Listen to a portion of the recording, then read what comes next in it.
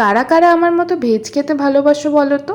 আমার কিন্তু ননভেজের থেকে ভেজটাই বেশি ভালো লাগে, কারণ মাছ আর ডিম খেতে না আমার একদম ভালো লাগে না। হ্যাঁ, চিকেনটাকে খুব ভালোবাসি, তবে পোস্ত হলে কিন্তু আমার কিচ্ছু লাগে না। আর আজকে হয়েছিল পটল পোস্ত, যেটা আমার খুব ফেভারিট। তারপর বলো হীরামান্ডি কারা কারা দেখলে?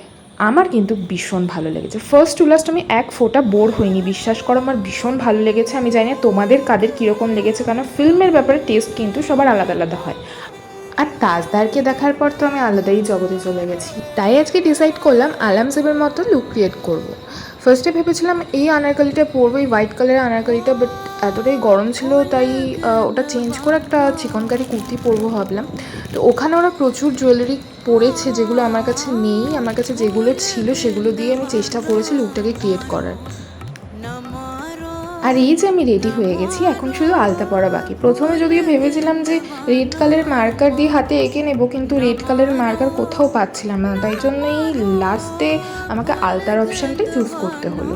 আর আলতা পরতে কিন্তু আমার ভীষণ ভালো লাগে। হ্যাঁ, প্রথম দিকে একটু ভয় করছিল অবশ্য, কারণ সাদা জামা তো, যদি দাগ লেগে যায় তাহলে আবার কেলেঙ্কারি হয়ে যাবে।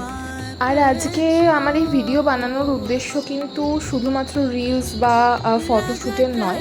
অ্যাকচুয়ালি হীরামান্ডি যবে থেকে দেখেছি তারপর থেকে ডিসাইড করেছিলাম যে আমরা একটা ভিডিও বানাবো, একটা ভিডিও শ্যুট করবো, কিন্তু সবাই মিলে এক জায়গায় হওয়াটা পসিবল হচ্ছিল না। সবার টাইম আবার মানে টাইম অ্যাডজাস্ট করাটা খুব সমস্যা হয়ে যাচ্ছিলো, তাই জন্য আমরা ডিসাইড করেছিলাম যে যে যার বাড়িতেই আমরা ভিডিও বানাবো। তাই জন্যেই কিন্তু আজকে এই ভিডিওটা করা।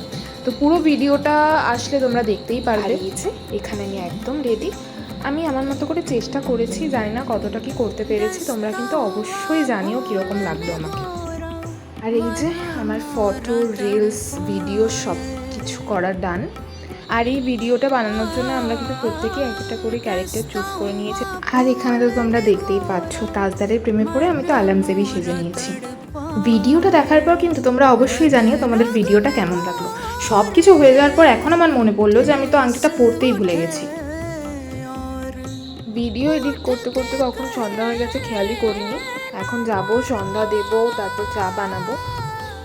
আর সত্যি কথা বলতে কি জানো তো, মেকআপ করলে না আমার একদম মেকআপটা তুলতে ইচ্ছা করে না, মনে হয় যেন মেকআপটা করেই শুয়ে পড়ি, এরকম লাগে।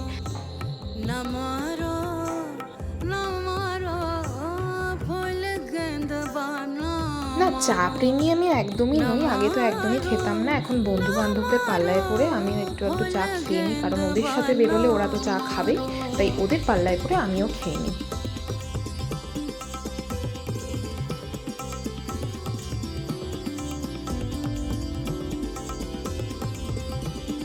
চলো তাহলে আজকের মতো এই পর্যন্তই, দেখা হবে নেক্সট ভিডিওতে। টাটা।